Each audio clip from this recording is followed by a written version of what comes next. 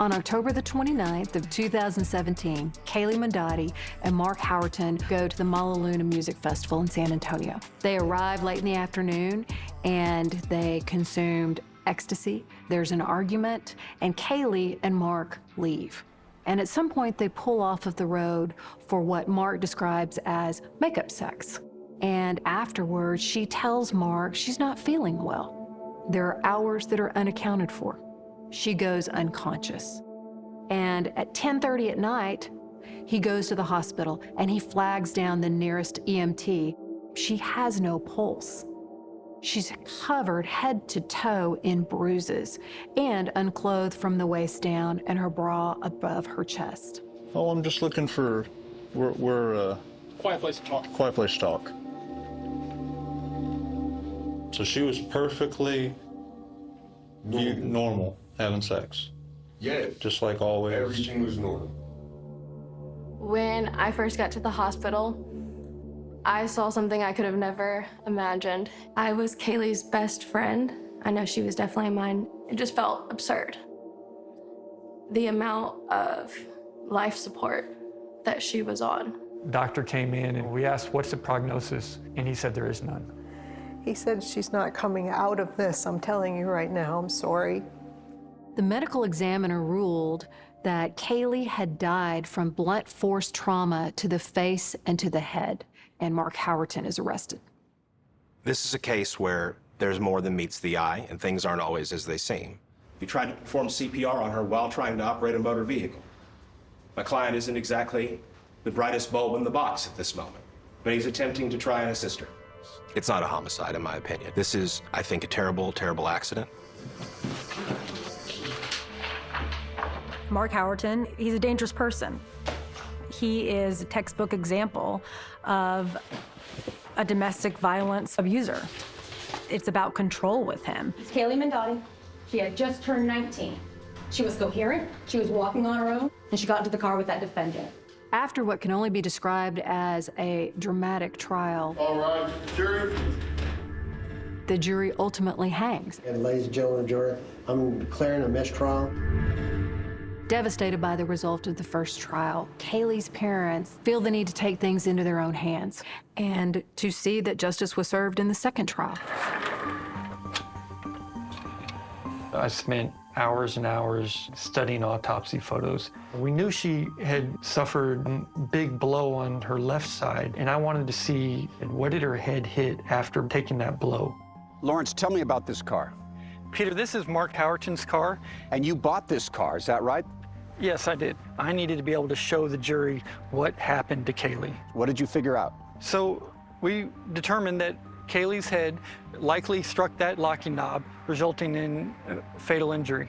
They commission a reenactment of what they believe happened to their daughter. The video could be a game changer. This is the moment of truth. Will their daughter get justice?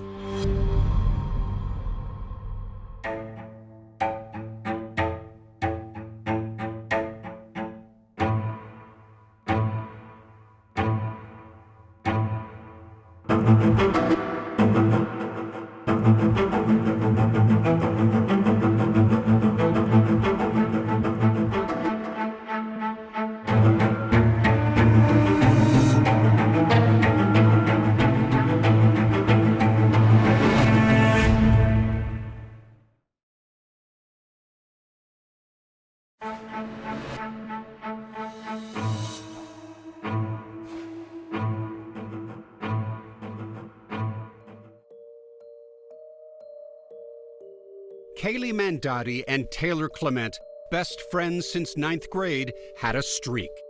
Snapchatting every morning. Every single day. She was much more of a morning person, so I would get mine first thing in the morning. But Monday morning, October 30th, 2017, no word from Cayley. I didn't get a Snapchat at 8 o'clock in the morning like I usually do, and that's actually how I knew something was really wrong. Both good students, they bonded in science class. Taylor says she was instantly drawn to Cayley. She had like a really infectious smile and the big eyes and like the loving heart. The two separated to go to different colleges. That October morning, Cayley was on Taylor's mind. As I'm working in the library, it's in the back of my head, like, I haven't heard from her. Taylor didn't know it, but just hours earlier, Cayley's mother, Allison Steele, and stepfather, Lawrence Baitland, were awakened at 4 in the morning with horrifying news. Your daughter's been involved in some incident, and she's been life-flighted to Kyle, Texas. They raced from their home in Houston to the hospital, praying Cayley was okay. What was it like when you entered that room? What did you see? I saw my daughter's body smashed. I could see that she was on a ventilator, and my heart just stopped. And I knew that it was bad. Within hours, Cayley's parents were told there was no hope for recovery. Their daughter, just 19 years old, once so full of life, was soon declared brain dead. Lawrence and Allison want the world to know what happened to her. All that potential had been destroyed, and not knowing how it happened or how it was even possible. They invited Cayley's friends to see her one last time. Taylor sat with Allison as she held Cayley's hand and prayed. I remember her repeating over and over, this has to be for something, this has to be for something. Cayley had previously requested that her organs be donated to help others.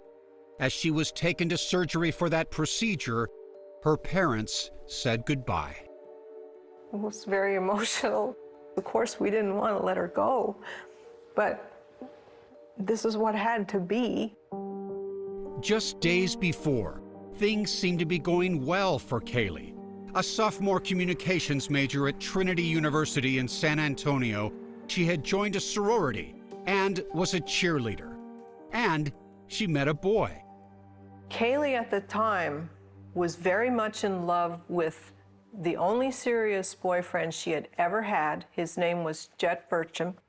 Jet was a Trinity football player and fraternity brother.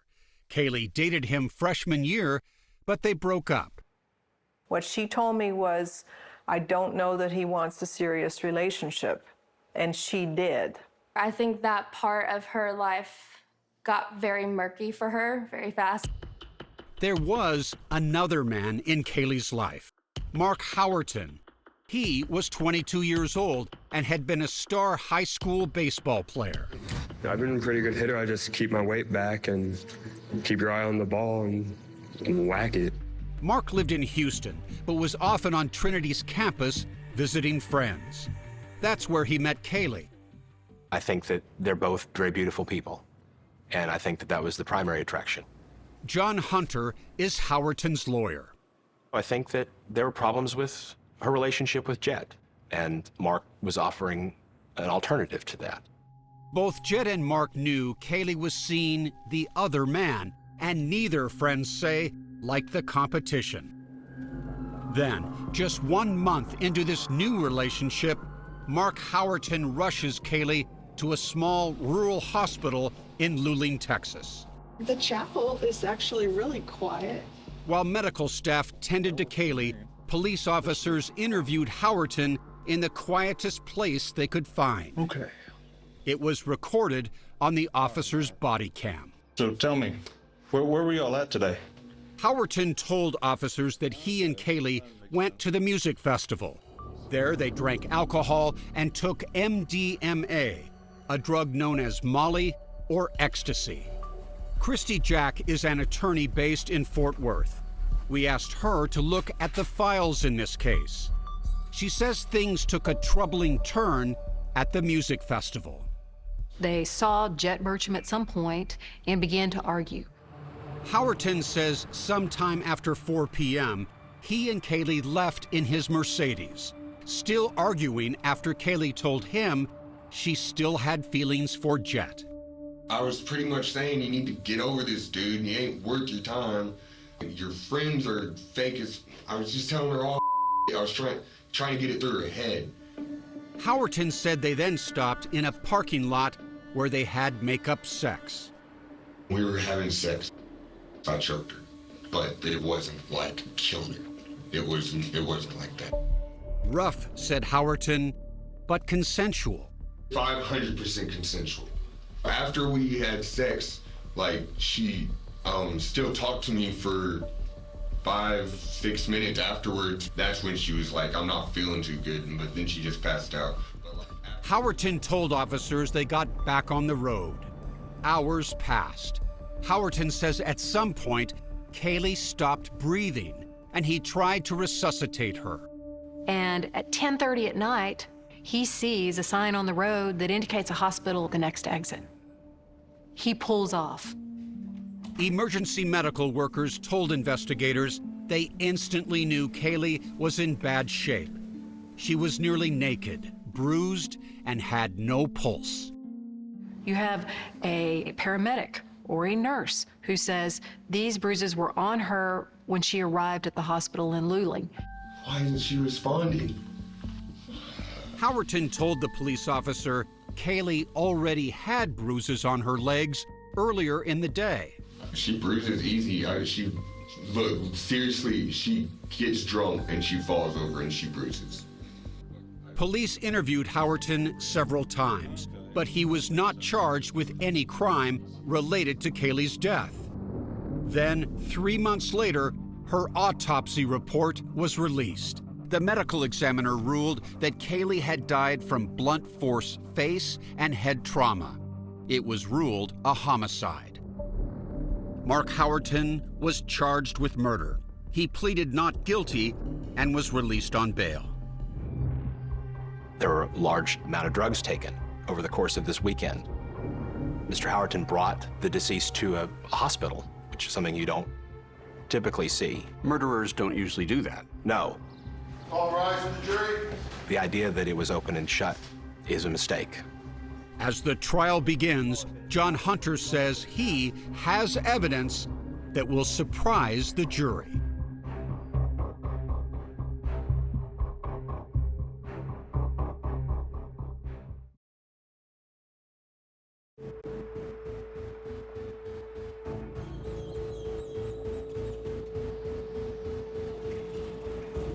In December 2019, 2 years after Cayley Mandadi's disturbing demise, Mark Howerton is finally brought to trial for allegedly kidnapping, assaulting, and murdering her. All rise for the jury. How do you plead this? Not guilty, Your Honor. What was it like to see Mark Howerton in the courtroom? Like everybody else, I tried not to look at him too much. The trial begins with prosecutor Alessandra Cranshaw's opening statement. I think the best way to tell this story is to start where Cayley Mandadi's life ended, and that's in the car of this defendant. Prosecutors allege that Howerton forcefully escorted Cayley from the Malaluna Music Festival to his car. He then drove her to a parking lot where he sexually assaulted and beat her, causing a fatal brain bleed. These photos show Cayley's condition about 18 hours after she arrived at the hospital. I believe that you will have no reservations about finding this defendant guilty of the offense of murder. Things are not always as they seem. In his opening statement, defense attorney John Hunter attacks the very foundation of the prosecution's case. Mr. Howerton did not cause Cayley Mandadi's death. No one saw anything that transpired between Mark Howerton and Cayley Mandadi that evening on the 29th. There are no eyewitnesses. The state begins its case with paramedic Cheryl Lane, Solemnly swear to tell the truth. who was driving an ambulance up to the Luling Hospital that night when a vehicle suddenly appeared behind her. There's a black car behind us honking and flashing the lights. Before I even get out, I see a gentleman that's hollering and screaming. I open the door. He's telling me that his girlfriend is not breathing and he needs help. When Lane looked inside Howerton's car, she saw a disturbing scene. She was exposed. Her pants and her clothes were in the floorboard by her feet. She had bruises on her, just multiple bruises that I just remember seeing. That's when I started CPR. But Hunter says not everyone at the hospital believed Cayley had been attacked. The treating physician at the Luling Hospital approached this as a drug overdose. Wasn't that because Mark had told them he thought she had overdosed? Correct, but the symptoms she was presenting were consistent with that patient history. Was this woman beaten or not? No. Hunter insists the photos showing bruising on Cayley don't point to foul play. By the time that the sexual assault nurse examiner photographs her, she has been resuscitated 6 times, I believe, maybe 8. She's had chest tube inserted. She's had IVs placed on both arms. She's been worked over by those physicians at the Luling Hospital in a traumatic way. While the medical team fought for Cayley's life, police interviewed I'm just trying to figure out what's going on. and photographed Mark Howerton. Police officer Chris Adams. While I was taking photographs of him, I noticed the tops of both of his hands. They look red to you? Yes, sir. Unusually red? Yes, sir. Evidence investigators believe that Howerton did hit Cayley. Those actually do look like they got scabs already on them. The Mark Howerton arrested after Cayley's death was an enormously muscled, intimidating figure. Cayley's friends say he used steroids. Even in such a confined space, it would have been relatively easy for him to cause that kind of damage to her head. Mark Howerton initially cooperated with investigators, allowing police to search his Mercedes, where they found a gun and marijuana. If he was worried about himself, he would have told the police to get a warrant. Instead, Hunter says, Howerton was much more concerned about Cayley. I'll find out an update on her, please.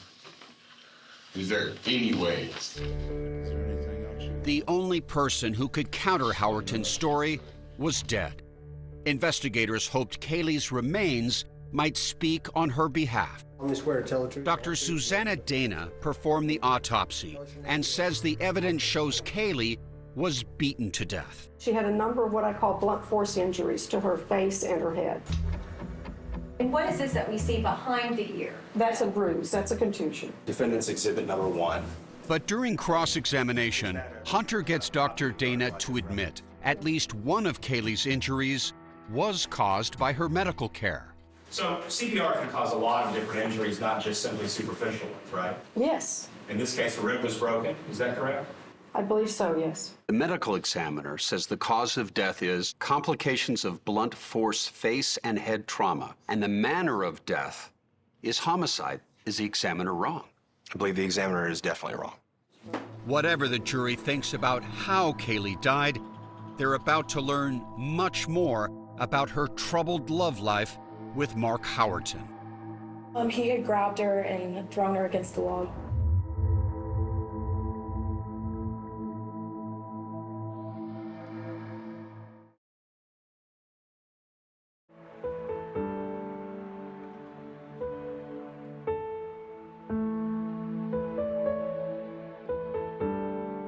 In the agonizing final hours of Cayley Mandadi's life, her friends gathered to say goodbye. Cayley's childhood friend Taylor Clement met her college friends for the first time. They bonded talking about Cayley. Even in that situation, she was bringing people close that would have never met before. Some of those friends now nervously wait to testify in Mark Howerton's murder trial. Do you recognize this person? Who is this individual? Her roommate, Morgan Sampson, told of a stormy history between Cayley and Mark, including one particularly disturbing incident just a few weeks before Cayley's death. She was planning to go to a party and says Mark got upset when she invited Cayley to come along. Mark and Cayley were out on the balcony, and he had thrown her up against the brick wall. Cayley ended up going to that party against Howerton's wishes. Soon, neighbors reported hearing loud banging in Cayley's room. Campus police officer Roderick Lewis was dispatched to investigate. When I arrived at the location, a male subject was exiting the room. So you're in the room just waiting on her while she's at a party? Exactly. Okay. You mind if I take a look in the room? Man, no, this Howerton resisted Officer Lewis's request to see inside. Well, I'd like you to step out here with my partner right now. When Officer Lewis did go into Cayley's room, he found the glass door to the balcony was cracked, and Cayley's clothes were scattered in the trees. Friends say Howerton later smashed Cayley's laptop on the street. The university barred him from campus. Cayley told her ex-boyfriend, Jet Burcham, that she wanted to get back with him. She was really torn between two different people, and both of whom were vying for her affection. Jet told the jurors it all came to a head at the music festival. She wanted to break up with them at Malaluna because there'd be plenty of witnesses and people around. Did she seem worried about breaking up with him? Yes. Howerton picked Cayley up to go to the music festival. But first, he says they pulled into a nearby car wash to take MDMA, or Molly. Howerton said they had more once they got to the festival. We're talking about massive doses, well above what would be necessary for it to be effective, to gain the experience. When Cayley didn't show up on campus that night, her friends started calling her. Howerton answered Cayley's phone. I asked him, I was like, have you seen Cayley? Have you heard from her? Like, are you with her? And he said, she can't talk right now, and then hung up the phone. Panicked, they began searching for Cayley. Jet Burcham, who also attended the festival, says he saw Mark and Cayley move towards the exit, seemingly against Cayley's wishes. Cayley looked like she was trying to create space and kind of just get away. Now what did you see him do? As she's trying to step away, I see him reach out his right arm and hook it around her shoulder and pull her in closer, and then turn and walk away. This is important testimony. It's important testimony because it's showing that she's being taken someplace against her will. Defense attorney John Hunter hammers him on cross-examination. It immediately falls apart, almost from the very first question. In his questioning, Hunter confronts Jet. I want you to take a look at that. Revealing how he initially misled investigators about what he had seen. And you advised the police that you saw Mark physically pick her up and place her in his car. Isn't that correct? Yes, sir. And it differs from the testimony that you gave today, right? Yes, sir. I did not see him put her in the car. Burcham admits he exaggerated to police. But why? Prosecutors say he was worried about Cayley's safety and wanted to convince cops to search for her. Hunter then challenges Jet regarding inconsistencies in his testimony to the grand jury about the timeline at the music festival. Would it surprise you to learn that the phone call you placed to Cayley Mandadi's phone was made at 7 o'clock? No, sir. In an effort to undermine Jet's credibility, he is asked about an unrelated drug charge. You were on probation at the time, were you not, Mr. Burcham? Correct. In 47 minutes of brutal questioning, Money and marijuana, it was on your phone, correct? Burcham takes the fifth It's provided by the Fifth Amendment. 30 times. Provided by the Fifth Amendment. That's his lawyer by his side. By the Fifth Amendment. The damage is done. Tell me the impact of him saying over and over that he's taken the fifth. The impact, I think, can't be understated. It's a huge thing to see somebody do that. Hunter has a star witness of his own. Dr. William Anderson. Good afternoon. A forensic pathologist and former medical examiner who reviewed Cayley's autopsy and records for the defense. So you look at the autopsy, you're going to see what look like bruises. Now, Anderson presents the crux of Hunter's case, that Cayley's bruising was caused in part by resuscitation efforts and the organ donation process. He goes one step further, pointing to a thin line in a photo of Cayley's skull. starting here, we have this jagged line. It's like I said, it's like a crack in an eggshell. And that is a skull fracture. A skull fracture which Hunter says could indicate that Cayley's brain bleed was caused by a fall. But she was in a car. She was in a car for portions of that day. Hematomas don't kill people instantaneously. Thank you, doctor. If you could I don't think that you can overstate the importance of his testimony from a defense perspective. It creates the impression that all of these injuries occurred by every other means but Mark Howerton. Once the defense rests, prosecutors bring the medical examiner back to challenge Dr. Anderson's testimony. Is that a skull fracture? No, it's not. The faint line that Dr. Anderson was referring to came from a picture. I didn't believe it. I thought it was reckless for him to have that opinion so definitively with only a picture. All right, the jurors must now make a momentous decision. Did Mark Howerton kill Cayley?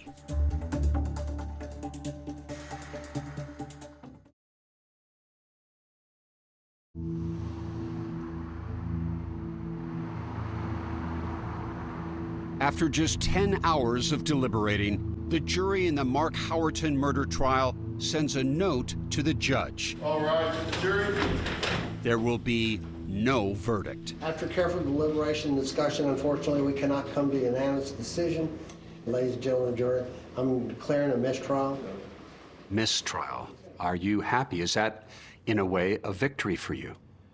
Anytime that your client doesn't go to prison, it's a victory. It was a little bit disheartening, but at the same time, I was mentally prepared for that outcome.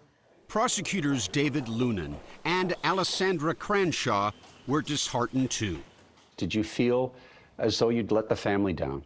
Well, sure. Yeah. Well, absolutely. But it doesn't end there.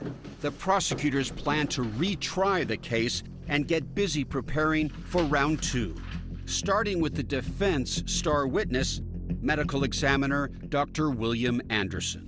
I was not prepared for Dr. Anderson to testify to what he testified to. They'd been stunned by his claims that Cayley had a skull fracture and her bruising was caused, in part, by the organ donation process. So, do you find that this notion that organ harvesting caused these bruises to be absurd? Absurd. Absurd. In this instance, it's absurd. While the prosecutors work to address those claims, defense attorney John Hunter files a motion to get the whole case dismissed, based in part on what he says were Jet Bertram's lies. The knowing use of false evidence by the prosecution undermines our entire faith and confidence in the judicial system. If that can happen, then there's no point in even having a trial. Cayley's mom, Allison Steele, and stepdad, Lawrence Bateman, sat through the first trial and concluded jurors needed more information about what happened inside Mark Howerton's car. You became investigators. We did. Yes. I knew we needed to show what happened in that car. The jury needed to know how it happened. She's a scientist. He's a NASA engineer. They got to work. I spent hours and hours studying autopsy photos, and I really fixated on one of the autopsy photos that showed an impact on Cayley's head, right in front of her ear. This photo of a small dot above Cayley's right ear. Other photos show deep bruising above Cayley's left ear, like this one, described by the medical examiner in the first trial. And what is this that we see behind the ear? That's a bruise. That's a contusion. Cayley's parents believe that when taken together, the photos tell a story. We believe that of all of the injuries, the blows that he landed on her, the fatal one occurred when he reached from his driver's seat, hit her in the left ear, and drove her head into the window and onto the lock button of the car. In fact, in a recorded audio interview with police the day Cayley died, Howerton admitted he had previously done just that. Did you ever push Cayley's head up against the window? I pushed her and she hit the window one time. That was over a week ago, yes. So in many respects, it was like same song, second verse. They'd need proof to convince a jury. Cayley's parents headed to a used car lot, where Allison posed in a car similar to the Mercedes Howerton drove that night. And I'd photographed her head in different positions while I'm holding the autopsy images, trying to see if they match up with the door, and it's a near perfect match. Lawrence decided to go a step further. So then I loaded this 3D modeling program. Building a 3D model of Cayley's head. The first thing you can do is you can create a solid out of that 3D mesh, and you can project an image onto it. And bringing them closer to having actual proof. So this gave me the confidence to go to the next step, which was to seek out the killer's car. Mark Howerton sold the car in 2018. Lawrence tracked down the new owner and bought the car. What'd you think of that? Well, this is new. This is not something I've been accustomed to hearing in other cases. Show me what you believe went down. Let's go up here to the passenger side. The car Cayley was fatally injured in is sitting in her parents' driveway. Lawrence says driving it home was a haunting experience. It's torturous, but it's also, you know, she was showing us what happened. You know, she was guiding us to this car. And you believe that he struck her. When he did, she came over to this knob, her head hit it. Now you notice when you push it down, it doesn't go flush. It doesn't go flat. Right. This will not retract fully, no matter how hard you hit it. Cayley's parents decided to make a video to demonstrate their theory in court. They went and found 2 actors, a male and a female, to dress the parts. They were similar size, similar weight. If we did the reconstruction ourselves, it would be considered biased and probably thrown out or at least discredited. So they hired a private investigator to produce the demonstration. They didn't even look at it in case they were called to testify about it. The video is simple, showing 3 angles of what Cayley's parents and their experts believe happened. Would showing a jury a video like this potentially help the prosecution's case if it's allowed? Jurors are very visual. It makes it easier for them. It shows how it can happen. And it answers a number of the questions that the jury had in the first trial. John Hunter says however Cayley got that dot above her ear, it's all speculation. It could be from something at the hospital. It could have been from something before she got in Mark's car. Could it be that is from a locking thing on the door? I mean, sure. It could also be that a space alien came and put a little, mark on her. I almost feel like it's not worth discussing because it's so unscientific. Years go by. I am not law enforcement. That's not my background. Allison worked to pass the Texas Clear Alert Bill. It enables law enforcement to quickly initiate searches when people aged 18 to 64 go missing. In 2021, a district court in Texas denied John Hunter's motion to dismiss the case, ruling there was no evidence of prosecutorial misconduct relating to Jet Burcham's testimony. Hunter appealed that ruling. It was horrible, just waiting and not knowing what was going to happen. Hunter filed appeals all the way to the United States Supreme Court, which declined to hear the case. We lost in every court we could take it to. And so, more than 5 years after Cayley's death, a date for a second trial is set. May 23rd, 2023. What's at stake here? Are feelings running high, emotions running high? I don't think the stakes could be any higher.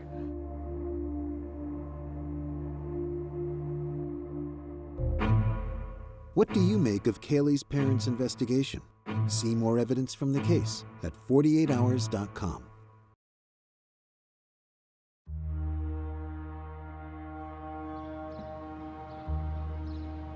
In May of 2023, Mark Howerton is about to go on trial for the second time for the murder of Cayley Mandadi.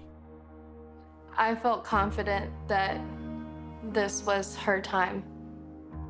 In the 5+ years since Cayley's death, Howerton was active on social media, posting things like, "Come at me legally, I'll beat you," showing little remorse. Wow, 75% of people think I'm guilty. That just means 75% of people in the world are gonna have to suck. He was living large and bragging about having beaten the state of Texas in a court of law. Howerton's attorneys, John Hunter and Haley Pease, say acting out on social media was his way of coping with the pressure of being falsely accused of murder. He was using social media as an outlet to relieve some of that tension. During the first trial, jurors had only one charge to consider: felony murder.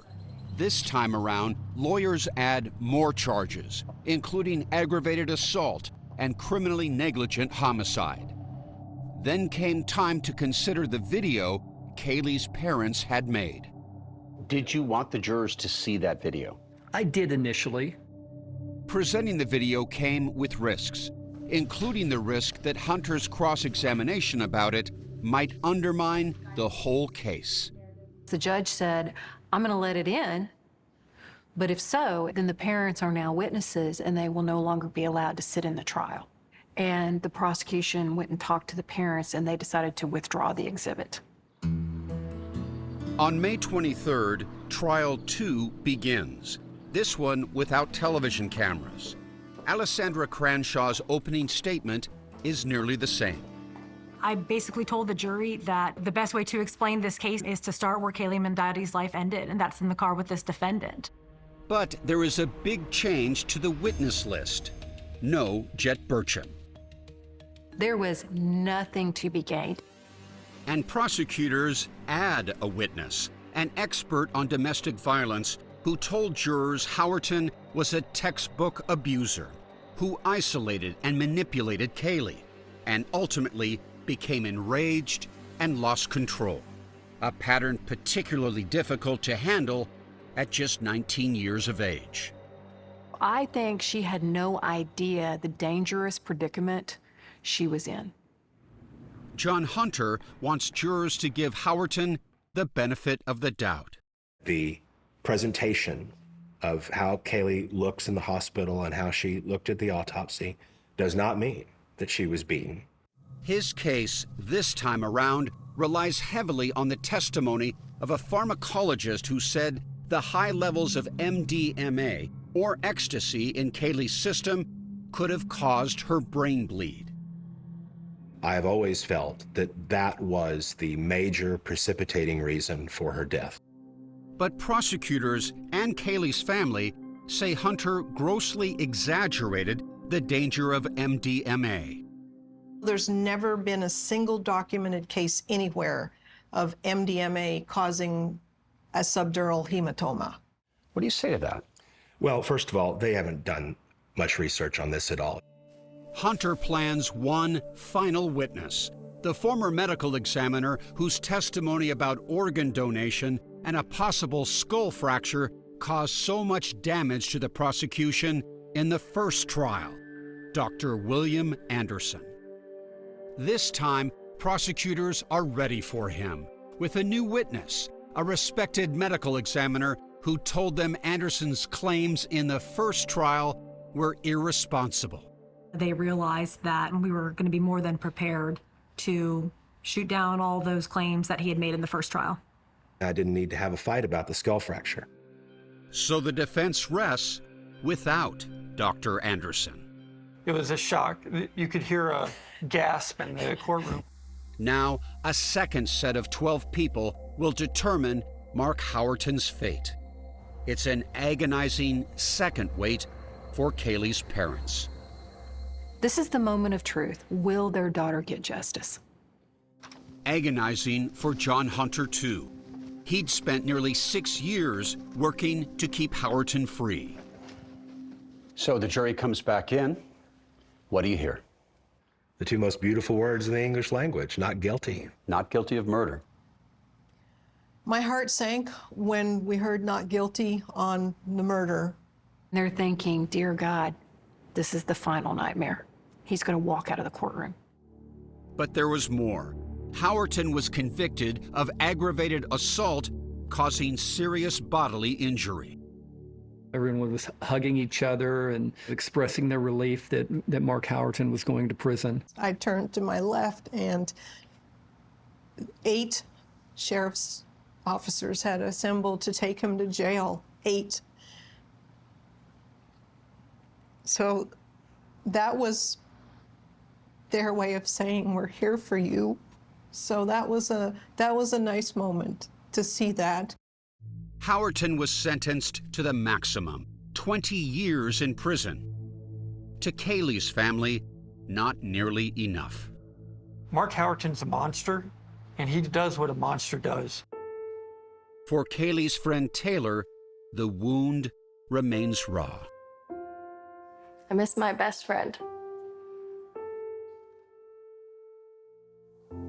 Lawrence and Allison say they have no regrets about spending time and money on a video the jury never got to see.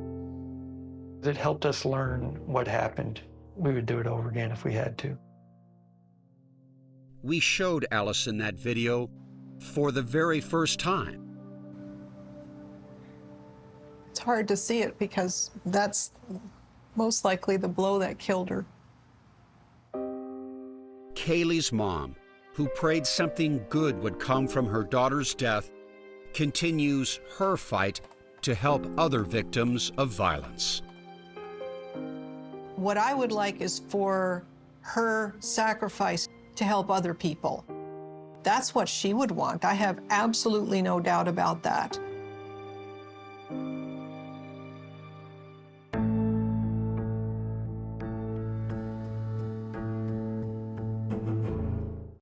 A good family man disappears. I knew something bad was happening to him. I felt it. Then a high-speed chase reveals clues. It was like the scene out of a movie. And a powerful motive, revenge. I had no idea the type of evil we were dealing with. 48 Hours, Saturday on CBS and streaming on Paramount+.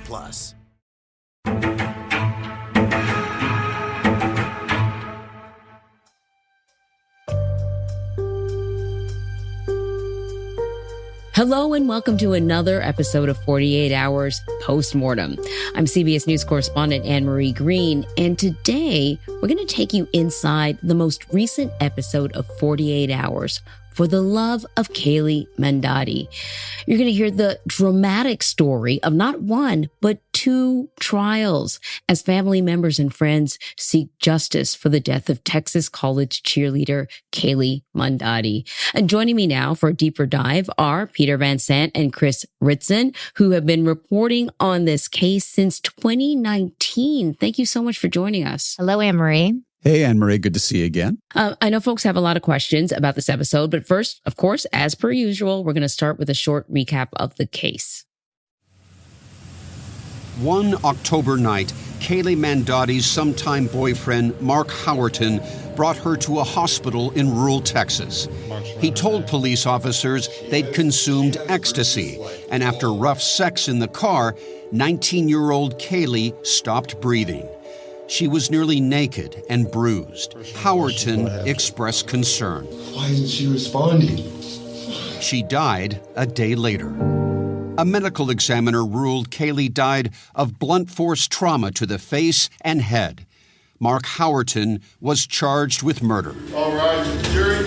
2019. Prosecutors argue that Howerton beat Cayley, but his lawyer said her bruising was caused by resuscitation efforts at the hospital and possibly a fall. It ended in a mistrial. A second trial was set for 2023. Cayley's mom, Allison Steele, and stepdad, Lawrence Bateman, went on a mission. You became investigators. We did. Yes. They tracked down Howerton's car and bought it. Cayley was assaulted in the passenger seat. They commissioned a video using actors. Could this convince a second jury that Mark Howerton killed Cayley?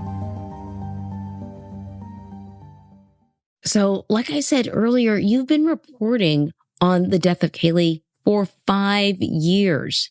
What was it like for you revisiting this case? For me, there was this emotional attachment that we have to the story, to Cayley's memory, to her parents, and wanting to see justice. So, Peter, I'll say, I was there for both trials. And, I'll say that the first trial is actually one that I will never forget. You could feel the tension in the room.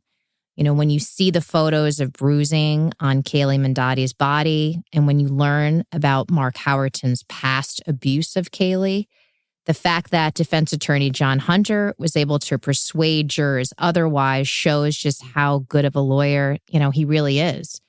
Yeah, Hunter is one of the most impressive young defense attorneys I've seen in the United States. And for Cayley's family, though, they see him in a different light.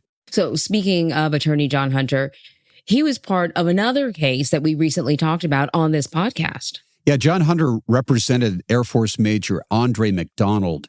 In another San Antonio case, McDonald was found not guilty of murder, but guilty of manslaughter in the death of his wife, Andreen. And this was the case in which Andre McDonald confessed to killing her just a couple days before the trial started, and yet Hunter was able to get a manslaughter as opposed to a murder conviction. And for him, that was a big victory.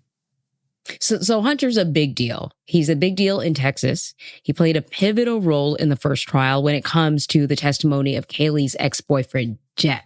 Did he ever? And Jet Burcham, who was a former boyfriend of Cayley's, he was a very important witness because when she and Howerton got inside Howerton's car at this music festival in San Antonio and drove off, everyone who knew the two of them they were concerned about Cayley's safety. And so Jet Burcham decides to tell authorities that Howerton manhandled her to get her into his car.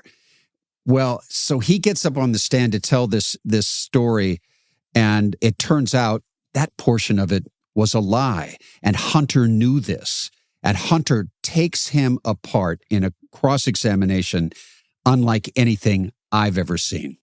And you advised the police that you saw Mark physically pick her up and place her in his car. Isn't that correct? Yes, sir. And it differs from the testimony that you gave today, right? Yes, sir. I did not see him put her in the car.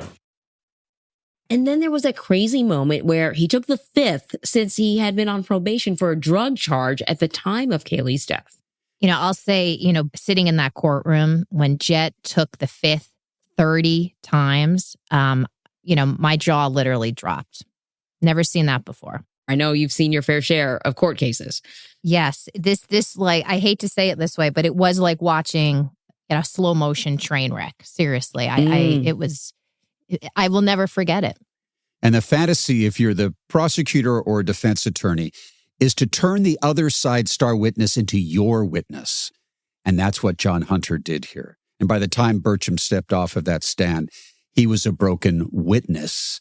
And Lord knows what the jurors at that point are thinking about. Wait a minute.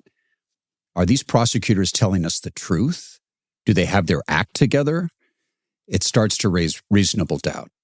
In this episode, you mentioned that investigators really hoped Cayley's remains would speak on her behalf. The bruising would be evidence that she had been beaten to death by Mark Howerton. But then the defense called forensic pathologist William Anderson to the stand.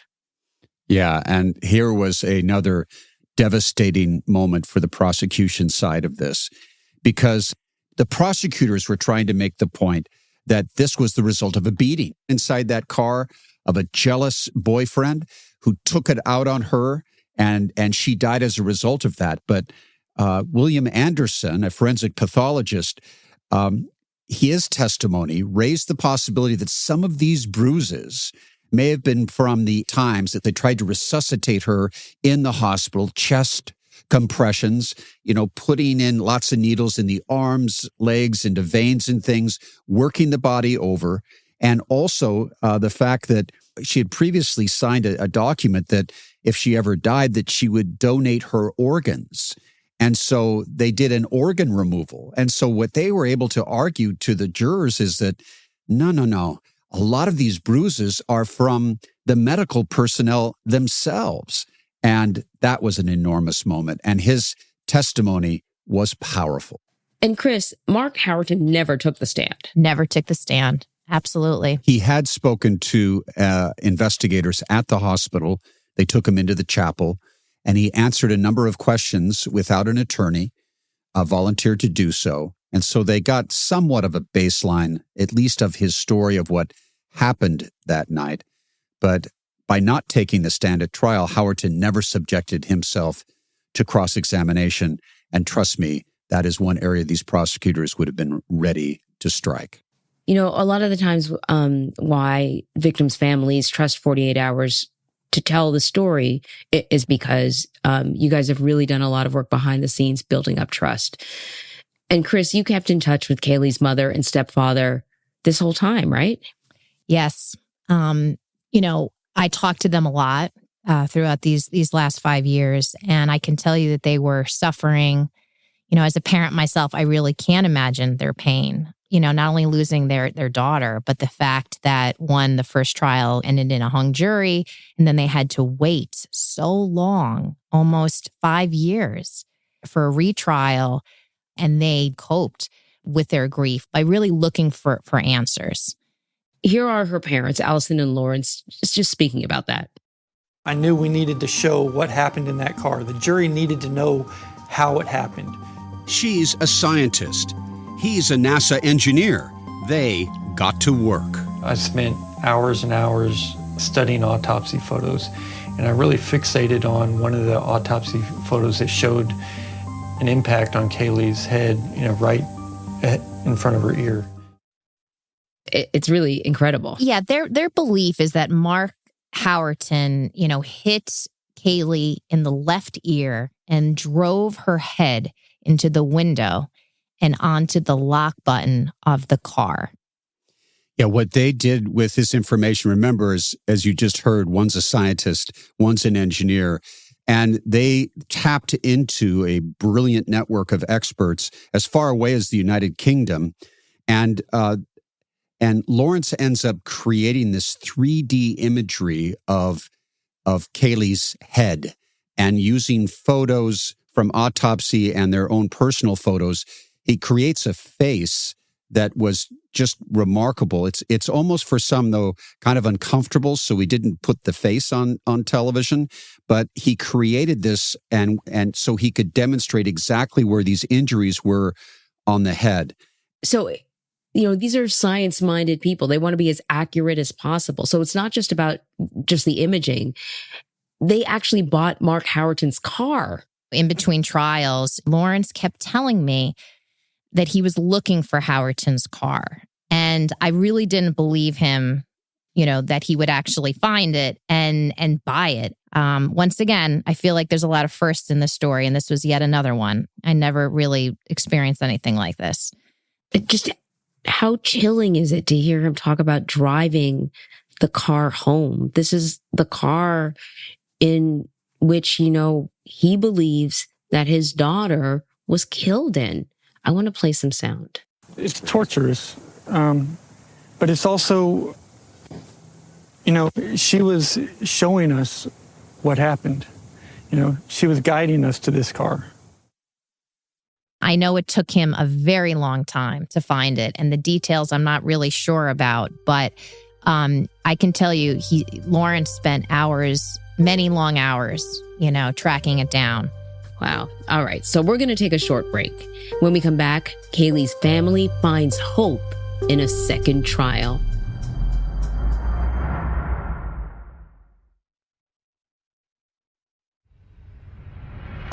Welcome back. Before we get back to the case itself, Peter, you mentioned you observed something about yourself while watching the episode again. Can you talk about that? So we're in Fort Worth. I'm doing an interview with Christy Jack, a very prominent defense attorney and former prosecutor who is helping us on this story. We had set up a studio inside this large ballroom. It was all lit, but all around it was completely pitch black. Long story short, one of the crew guys put a sandbag we'd been using to keep a door open in the darkness. I'm walking back onto the set, and my toe hits this bag. I tumble over forward. I break my right large toe. I land on the barely covered floor, which is concrete, on my right knee. So I'm in excruciating pain. The knee is swelling up. And within about 2 minutes after I had done this, she comes back in. Christy Jack comes back in with her entourage. So I'm like, oh, yeah, have a seat, Christy. Let's, because I still had another hour of interviewing to do. So if you look during the show, you'll see at some point that my hair's a little messed up. My face is sweating a bit and a little bit red. And it's because I am in screaming, excruciating pain with a broken toe and a damaged right knee. And she never knew. She had no idea. Peter, I'm trying to hold back. I don't want to laugh at you, but that is hilarious. And as soon as you said toe, everyone knows it's the smallest piece of real estate on the body, but it just cannot take any pain at all. How are things looking right now? Full recovery? All is healed. Yeah, I'm doing just fine. I'm just still embarrassed. So the big reason that we're doing this follow-up episode on the death of Cayley Mandadi is that the case went to a second trial in May of 2023. But before it does, Mark Howerton is posting on social media. Here he is in a video that he posted online. Wow. 75% of people think I'm guilty. That just means 75% of people in the world are going to have to suck. When I saw it the first time, I fell out of my chair. Well, I'm sure his defense attorneys must have been like, can you please get off of social media? When Peter asked them in the interview, they basically said that Howerton was coping with the pressure of just being falsely accused and basically said, quote, was relieving some of that tension. Okay. I suppose that's one way to do it. So, Chris, can we talk about the second trial and just like, how did it feel different? So the first trial, they just had one charge, felony murder. This trial, they decided to have more charges, including aggravated assault and criminally negligent homicide. Felony murder wasn't going to stick. In Texas, the bar is very high to prove intent to kill. And also, the defense did not call forensic pathologist William Anderson. No, here's the star witness, and he's not even called in the second. And why? Because this time the prosecutors knew everything that he had to say from the first trial. They were ready to counter it. They had their own expert ready to counter it. And through discovery, John Hunter learns that they've got somebody who can basically checkmate their star witness. So they don't bring him on. Another person who does not appear in the second trial is the ex-boyfriend, Jet Burcham. No, they were not going to bring Jet Burcham back on the stand for humiliation round 2. He was right. He played no role whatsoever. So can we also talk about that video that Cayley's mom and stepdad commissioned? They used actors to demonstrate just how Mark could have assaulted Cayley in the car. They faced quite a choice at trial. Here's attorney Christy Jack explaining. The judge said, I'm going to let it in, but if so, then the parents are now witnesses and they will no longer be allowed to sit in the trial. And the prosecution went and talked to the parents and they decided to withdraw the exhibit. Remember, the parents, even though they're the scientists behind this, they did not take part in the production of the video. They hired a private investigator. But the parents did tell us that they didn't realize if they introduced this, because they funded it, that they would not be able to sit in for the rest of the trial. And they told us that was the main reason why they ended up going along with not showing the video. And just to reinforce what you said, they actually didn't even see the video until after you screened it for them. That's right. And we screened it during the course of the hour. But that was part of the condition where they would have no influence, no bias whatsoever with this video. And, listen, Allison is a very, everyone deals with their pain differently, and she's not an emotional person. But when she saw that video for the first time, she did break down. And she said to us that she felt like she was watching how her daughter was killed, because that's how visual and how strong the video was. It was a powerful moment. Okay, let's talk about the verdict. Mark Howerton was found not guilty of murder, but he was convicted of aggravated assault causing serious bodily injury, and he was sentenced to the maximum for that, 20 years in prison. I know the family really wanted murder, but Mark Howerton will be locked up for 20 years. And they do feel some sense of relief about that. But I do know that they are still angry. And during the allocution part of this trial, Lawrence basically gave some statements, and he directed a lot of his anger, at John Hunter, Mark Howerton's attorney. Mm-hmm. In fact, I want to play a little sound. My statement after the sentencing hearing was to hold Mr. Hunter accountable for his actions, to make him aware of what he's doing to the victims, and his own legacy and his relationships with the people around him are going to change because of his lack of moral character. And Hunter ended up standing up during this hearing, and he walked out of the room. Now, John Hunter told me he resented the insinuation or outright accusation that he had done anything unethical or dishonest in his presentation of the evidence. He's a grieving man. And in his mind, this is black and white. And the fact that it wasn't black and white in reality, and the fact that there was a lot of complexity to it, and the fact that there was reasonable doubt that acquitted Mark of murder, obviously infuriates him. I'm sure John Hunter thought that he was doing what he's supposed to do. It's a great episode, as usual. Thank you so much, Peter and Chris, for joining us today. Thanks, Anne-Marie. Thanks, Anne-Marie. So listen, be sure to join us next Tuesday, of course, for another post-mortem, and watch 48 Hours Saturdays, 10, 9 Central on CBS and streaming on Paramount Plus. And if you're liking the show, please rate and review 48 Hours on Apple Podcasts and follow 48 Hours wherever you get your podcasts. You can also listen ad-free on the Amazon Music and Wondery app, or with a 48 Hours Plus subscription on Apple Podcasts.